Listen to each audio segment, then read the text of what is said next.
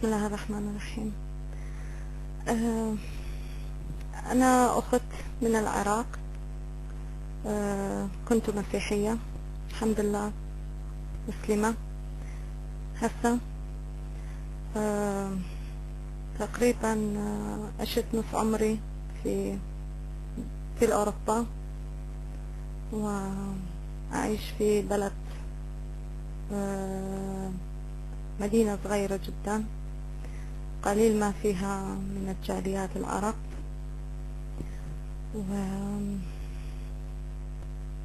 وتعرفي على الإسلام بدأ يعني بهالشكل. أنا تقريبا عايشة في مجتمع مسيحي وأهلي كلهم مسيحيين. ف يعني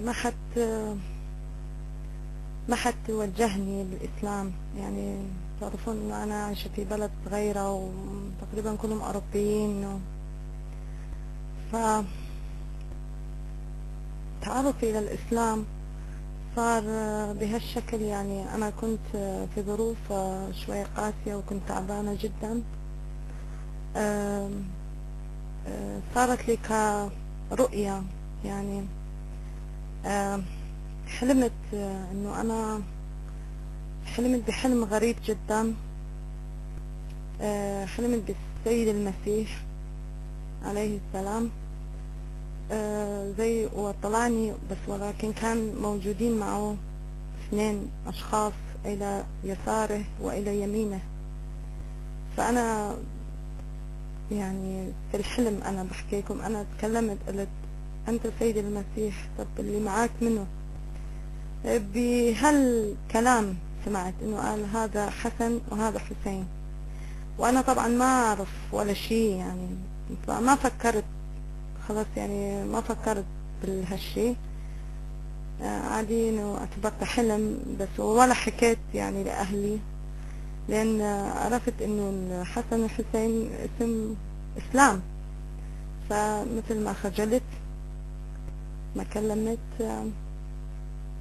بعد أسبوع حلمت حلم نفس الشيء، ولكن في هذاك الحلم كان غير شكل.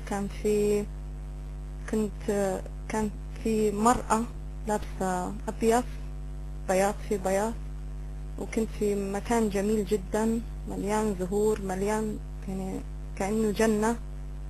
وأنا في حد ذاتي افتهمت إنه هاي جنة. فشفت مرأة قاعدة معها كثير من النساء وهيك نفسي نفس الشيء، فافتهمت إن هي كأنها ملكة هالمكان. فلما تكلمت معها قلت: أنا أريد أبقى هنا لأن هنا أحلى من الدنيا. هي قالت: لا، مو هسه، انتي بعدين، بس أنا معاكي وين ما تكوني. فسألتها قلت: طب انتي ملكة هنا؟ قالت: نعم. قلت: شنو اسمك؟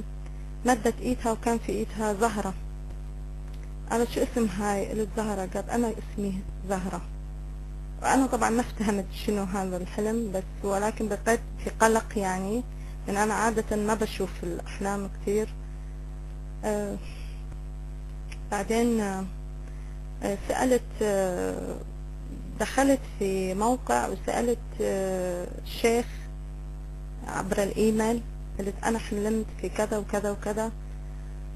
فقال لي: الزهرة هي بتكون بنت رسول الله محمد صلى الله عليه وآله. فطبعا أنا ما كنت أعرف أي شيء ولا حكيت هالأشياء لأي واحد. بلشت أسوي سيرش، يعني أقرأ عنها. بلشت أقرأ أول شيء عن حياتها، وبلشت أقرأ وأبحث وقرأت إنه عن أمير المؤمنين، وقرأت عن الرسول، وقرأت على كل أهل البيت، وفضلت أبحث. تقريبا أخذ مني شهور. فكنت في هذه الحالة، يعني أفتح صحف في الإنترنت وأقرأ عنهم، أتعرف عن الإسلام. فانجذبت لهالدين، هالمذهب. حسيت أنا يعني قريبة من هالشي وارتاحت جدا. فبيني وبين نفسي يعني صرت مسلمة، بس بدون ما أشهد الشهادة قدام أي واحد. فحبيت أجرب أصلي صلاة المسلمين. أنا كنت أشوف يعني في التلفزيونات وهاي، بس حبيت أعرف. دخلت في موقع اسمه موقع السراج، إنه كان في مثل فيديو يشوفون شلون واحد يصلي يتوضا. فجربت وكنت وحدي وصليت وحسيت بارتياح جدا، وهذا كان أول بداياتي، وهاي تقريبا من سنة. يعني شفتها كثير في الشيء. يعني أنا بالنسبة لي كنت مسيحية. شفت الدين الإسلامي، يعني ارتاحت جدا، ارتاحت نفسيا، حياتي تغيرت، عبادتي حسيت بها طعم، حسيت انه هاي العبادة الصحيحة. حسيت نفسي قريبة من الله، وخاصة في السجود وفي لما كنت أصلي. الحمد لله والشكر. هاي يعني كانت في بداية. وطبعا انه أنا ما قلت لحدا وما كان أعرف، بس بيني وبين نفسي. وبعد فترة هيك بلشت أدخل طالتك للمواقع الإسلامية. أنا رحت غير غرف كثير، وكنت أسمع، مجرد بس أسمع، أكون أسمع يعني. دخلت غرفة الغدير، شفتها ناس هيك، استفادت من غرفة جدا جدا يعني. وصارحت سيد موسى، قلت أنا بصراحة ما أريد أكذب عليك، بس أنا كذا قصتي. وهاي كانت تعرفي على الغرفة. وما أدري بعد شنو أقول. ما أدري. لكم المايك. ما أدري شنو أقول لكم المايك. تفضلوا. حياكم الله أختنا الكريمة، وبارك الله بيكم، ونهنيكم ونهني كل الموالين. طبعا السؤال اللي ينعرض يعني بهيجي مقام أختنا نيابة عن كل الأخوان، لماذا اخترت التشيع؟ يعني بالإسلام أكو شيعة أكو سنة، وهل سمعت من السنة وقارنت ما الفرق ما بين السنة والشيعة؟ تفضلي أختنا.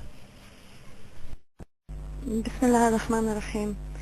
ايه اكيد سيد. انا قرأت عن سنة وعن شيعة، بس مثل ما قلت انا في بدايتي يعني تعرفت على الدين من الشيعة، ولكن انا حسيت في اكثر نفسي قريبة. انا كعقيدتي كنت مسيحية، انه عقيدتي كانت يعني اني اكثر قريبة من الشيعة، من اهل البيت عليهم السلام. لأن أهل البيت عليهم السلام ضحوا، وإحنا نعتقد باعتقاد التضحية من أجل الدين. فهذا كان شيء قريب عني جدا. فالنتيجة يعني صار اجتذاب، يعني هيك كنت قريبة أكثر من هالشيء. ولما دخلت وسمعت في مخالفين في وهابية، يعني أنا استغربت جدا، لأن ما أدري لو في مخالفين وهابية، يعني أنا بحثتهم إنه هذا دينهم، يعني هذا الإسلام، يعني شلون ما يقدرون يشوفون هالنور، شلون ما يقدرون يشوفون هالنور. أنا مسيحية وشفته، يعني أنا يعني مثل ما يقولون بالإنجليش they are lucky، يعني هم محظوظين اكو هالشي ومش قادرين يشوفوه. أنا هالشي اللي ما دا أفتهمه.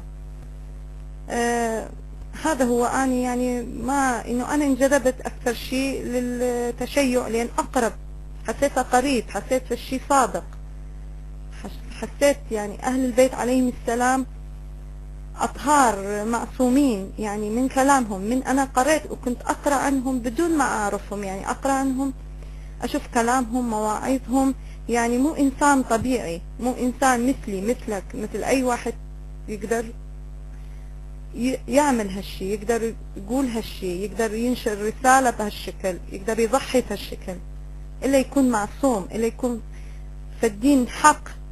هذا هو أنا اللي تشيعت أكثر شيء.